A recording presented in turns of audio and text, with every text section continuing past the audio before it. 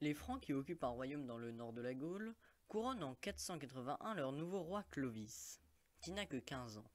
Avec lui, ils fondent la dynastie des Mérovingiens, du nom d'un de leurs ancêtres Mérové. C'est aussi avec ce nouveau roi que s'amorce la lente reconstruction de l'unité de l'ancienne Gaule romaine et du futur royaume de France.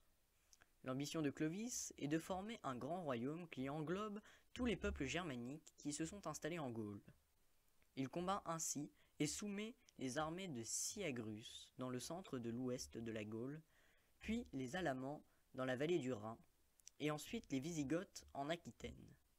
Converti en christianisme en 496 à la suite de son mariage avec Clotilde, le roi Clovis ajoute à son domaine celui des Burgondes, dont son épouse est l'héritière.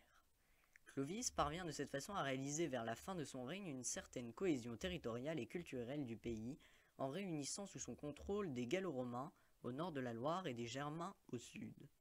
C'est aussi pendant cette période que Paris, l'ancienne Lutèce, devient la capitale du royaume franc.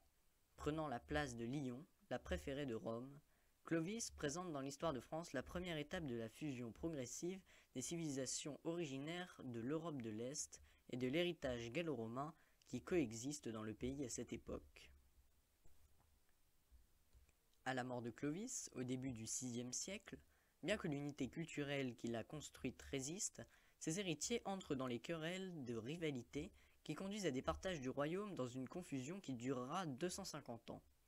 En dépit de ces divisions, certains rois, tels que Clotaire II, Dagobert et Childéric II, parviennent à préserver une cohésion au royaume.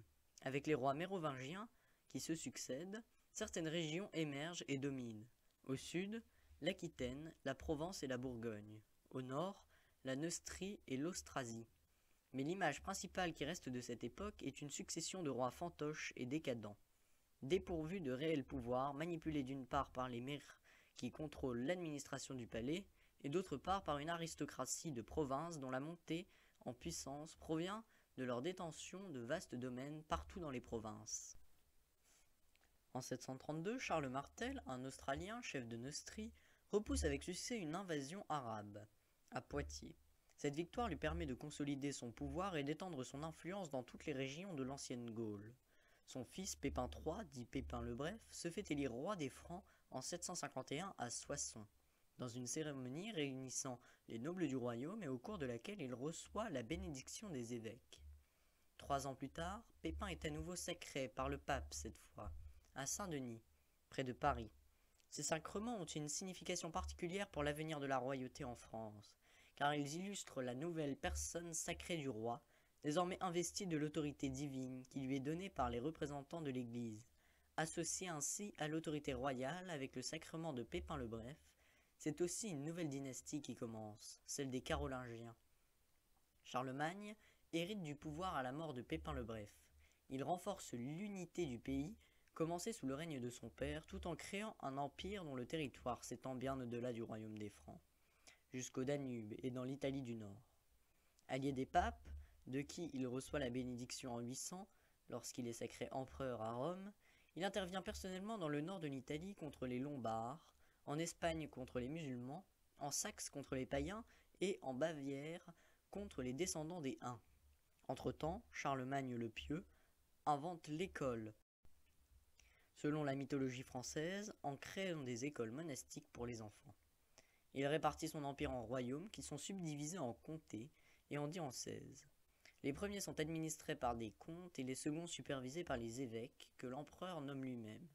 Ces entités territoriales jouissent d'une certaine autonomie, mais doivent suivre les directives religieuses émises par l'État.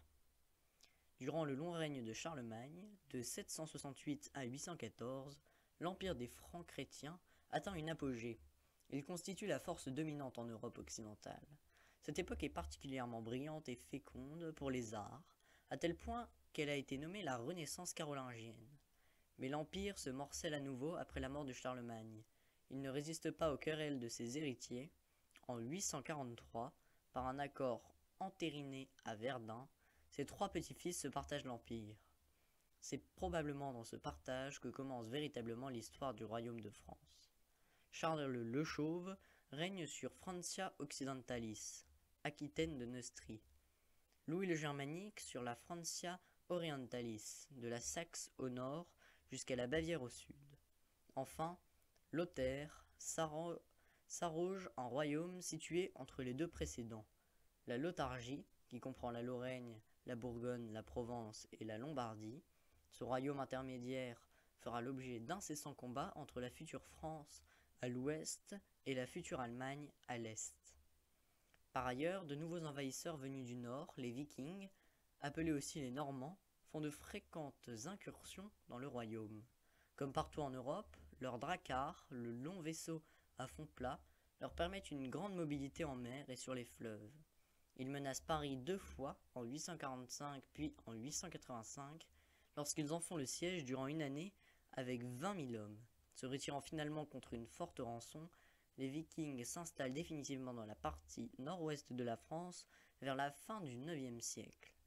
Ce territoire deviendra en 911 le duché de Normandie, après la signature d'un traité de paix entre Charles III, roi de Francia Occidentalis depuis 898, et Rollon, chef normand, à qui le roi offre sa fille en mariage selon la tradition. Rollon a un illustre descendant, Guillaume de Normandie, qui conquiert l'Angleterre en 1066 et devient le premier roi.